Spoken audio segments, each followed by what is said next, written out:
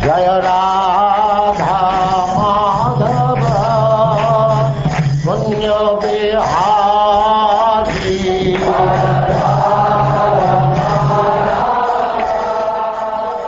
And now chapter 13.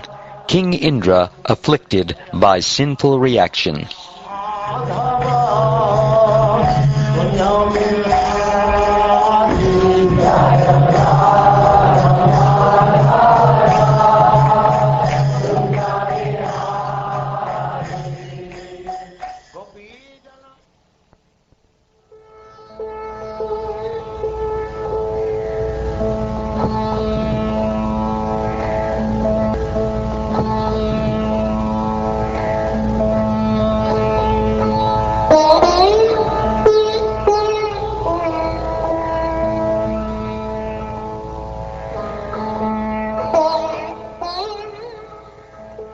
Sri Shukdev Goswami said, O King Pariksit, who are so charitably disposed, when Vritrasura was killed, all the presiding deities and everyone else in the 3 planetary systems was immediately pleased and free from trouble, everyone, that is, except Indra. Thereafter the demigods, the great saintly persons, the inhabitants of Pitraloka and Bhutaloka, the demons, the followers of the demigods, and also Lord Brahma, Lord Shiva, and the demigods subordinate to Indra, all returned to their respective homes. While departing, however, no one spoke to Indra. O great sage, what was the reason for Indra's unhappiness? I wish to hear about this. When he killed Vritrasura, all the demigods were extremely happy. Why then was Indra himself unhappy? When all the great sages and demigods were disturbed by the extraordinary power of Vritrasura, they had assembled to ask Indra to kill him. Indra, however, being afraid of killing a Brahmin, declined their request.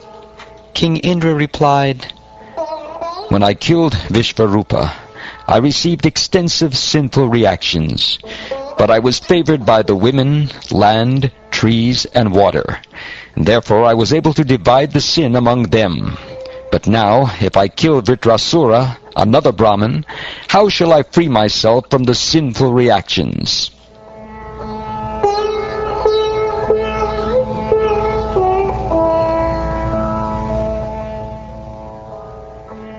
Hearing this, the great sages replied to King Indra, O King of Heaven, all good fortune unto you. Do not fear. We shall perform an Ashvamedha sacrifice to release you from any sin you may accrue by killing the Brahmin. O King Indra, by performing an Ashvamedha sacrifice, and thereby pleasing the Supreme Personality of Godhead, who is the Supersoul, Lord Narayan, the Supreme Controller, one can be relieved even of the sinful reactions for killing the entire world, not to speak of killing a demon like Vritrasura. One who has killed a Brahmin, one who has killed a cow, or one who has killed his father, mother, or spiritual master, can be immediately freed from all sinful reactions simply by chanting the holy name of Lord Narayan. Other sinful persons, such as dog-eaters and chandalas, who are less than Shudras, can also be freed in this way. But you are a devotee, and we shall help you by performing the great horse sacrifice. If you please Lord Narayan in that way, why should you be afraid? You will be freed even if you kill the entire universe, including the Brahmins, not to speak of killing a disturbing demon like Vritrasura.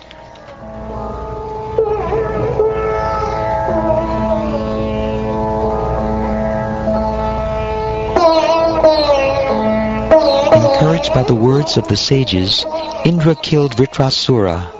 And when he was killed, the sinful reaction for killing a Brahmin, Brahma Hatya, certainly took shelter of Indra. Following the advice of the demigods, Indra killed Vritrasura, and he suffered because of this sinful killing.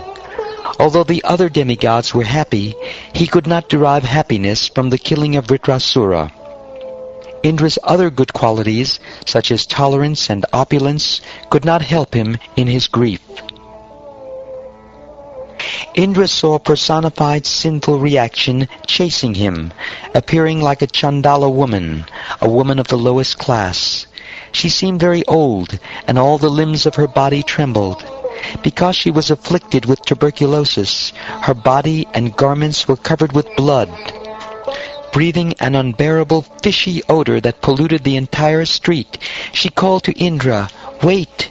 Wait!"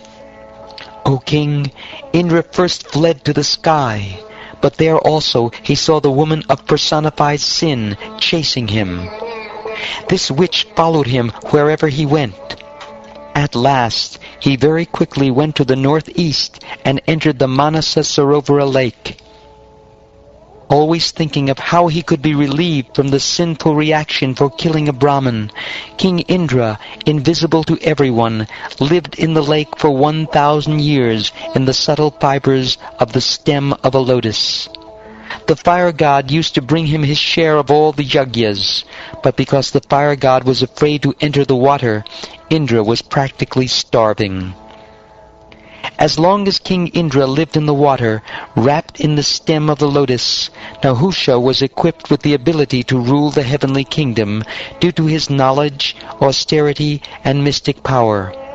Nahusha, however, blinded and maddened by power and opulence, made undesirable proposals to Indra's wife with a desire to enjoy her. Thus Nahusha was cursed by a Brahmin and later became a snake. Indra's sins were diminished by the influence of Rudra, the demigod of all directions. Because Indra was protected by the goddess of fortune, Lord Vishnu's wife, who resides in the lotus clusters of Manasa Sarovara lake, Indra's sins could not affect him. Indra was ultimately relieved of all the reactions of his sinful deeds by strictly worshipping Lord Vishnu. Then he was called back to the heavenly planets by the Brahmins and reinstated in his position. O king, when Lord Indra reached the heavenly planets, the saintly Brahmins approached him and properly initiated him into a horse sacrifice, or Ashvamedha Yajna, meant to please the Supreme Lord. The horse sacrifice performed by the saintly Brahmins relieved Indra of the reactions to all his sins because he worshipped the Supreme Personality of Godhead in that sacrifice. O king, although he had committed a gravely sinful act, it was nullified at once by that sacrifice, just as fog is vanquished by the brilliant sunrise. King Indra was favored by Marichi and the other great sages. They performed the sacrifice just according to the rules and regulations, worshipping the Supreme Personality of Godhead, the Supersoul, the original person. Thus Indra regained his exalted position and was again honored by everyone. In this very great narrative, there is glorification of the Supreme Personality of Godhead, Narayan. There are statements about the exaltedness of devotional service. There are descriptions of devotees like Indra and Vritrasura. And there are statements about King Indra's release from sinful life and about his victory in fighting the demons. By understanding this incident, one is relieved of all sinful reactions.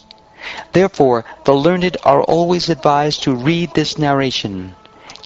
If one does so, one will become expert in the activities of the senses, his opulence will increase, and his reputation will become widespread. One will also be relieved of all sinful reactions. He will conquer all his enemies, and the duration of his life will increase. Because this narration is auspicious in all respects, learned scholars regularly hear and repeat it on every festival day.